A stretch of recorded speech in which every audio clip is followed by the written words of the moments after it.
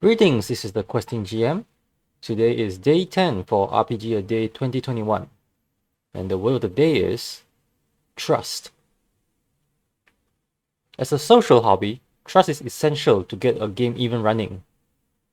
I don't think anyone would subject themselves to the whims of a game where they have no agency or safety with the people they are playing with. However, how much trust do you give beyond just being able to sit at the table to play? I think there's a difference in the level of trust given to enable a game and to make a game, for the lack of a better word, fun. The question of trust is highlighted when players believe in an adversarial relationship with the game master. They can trust the game master to play with them, but they cannot trust anything that is presented by the game master during play. A helpful or trustworthy NPC, a scenario that is too good to be true, a challenge that appears too difficult or easy. These players are so wary of the game master's motives that they eventually come to the conclusion that the only way to survive is to find every advantage they have.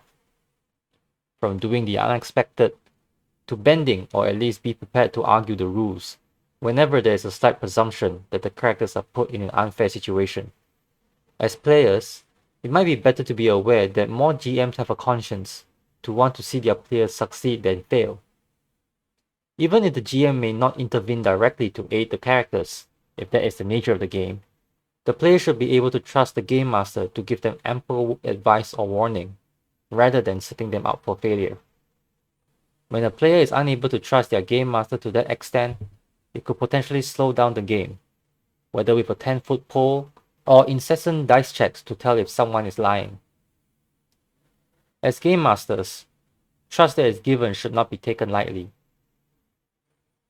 If the courtesy has been extended by players, do not betray the trust to mislead them. Clarify if there seems to be doubt or confusion, and not be ambiguous or vague to intentions or setting up gotchas. If the player should not trust what appears to be a trustworthy NPC, ensure that is telegraphed or foreshadowed clearly to the players. If betrayal is intentional, at least use it sparingly enough for it to be the exception rather than to be expected.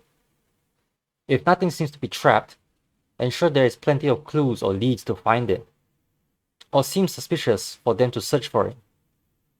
Or make sure that such traps are not unfairly hidden death traps. A retaliation against the players or characters for not giving enough trust only exacerbates the level of trust between players and game masters. They will only hurt or end the game. I think we can all agree that players want their experience to be enjoyable as much as game masters want them to be. Unless it is agreed, and what can be agreed without trust, that the GM is an adversary to be overcome. I think it's more helpful to trust that everyone on the table is on the same side, and try not to let issues of distrust sour our games. If anything doesn't feel right, trust that you can talk to the group about it. Communication needs trust after all. So how much trust do you give to your games? Share them in the comments below. If you would like to participate in RPG A Day 2021, you can refer to the links in the description. Or you can trust the RPG A Day 2021 tag to find more RPG A Day content. So this is the Questing GM for now, and I'll see you on day 11.